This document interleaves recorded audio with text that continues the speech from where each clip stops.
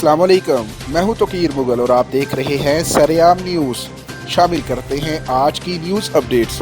Athens Borha 11 जुलाई बरोज जुमेरात को यूनानी police के अफसरान ने कार्रवाई के दौरान एक 50 साला गैर मुल्की मुश्तबा शख्स को घर से बाहर मुबीना लिफाफे के साथ ड्रामाई अंदाज में रंगे हाथों गिरफ्तार कर लिया।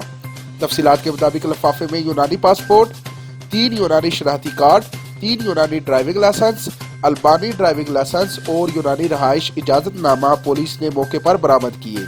जबकि बादशाह पुलिस ने एथेंस के एक इलाके एलियोपोली में मुलजिम की निशानदेही पर एक लैब पर छापा मारकर दर्जनों यूनानी और यूरोपीय वगैरह मुल्की पासपोर्ट, शनाख्ती कार्ड, रिहायशी इजाजतनामा और दीगर जाली और गुमशुदा दस्तावेजात को अपनी तहफील में ले लिया। नेस पुलिस ने कंप्यूटर दस्तावेजात, स्कैनर्स, प्रिंटर्स, डाटा स्टोरेज के आलात, पासपोर्ट और 10,312 यूरो नकद भी अपनी तहफील में ले लिए। Report Khalid Mughal, bureau chief यूनान। मज़ीद खबरों के लिए हमारा पेज लाइक कीजिए, हमारे यूट्यूब चैनल को सब्सक्राइब कीजिए और हमारी वेबसाइट www.sareamnews.com को भी विजिट कीजिए। अल्लाह हाफिज।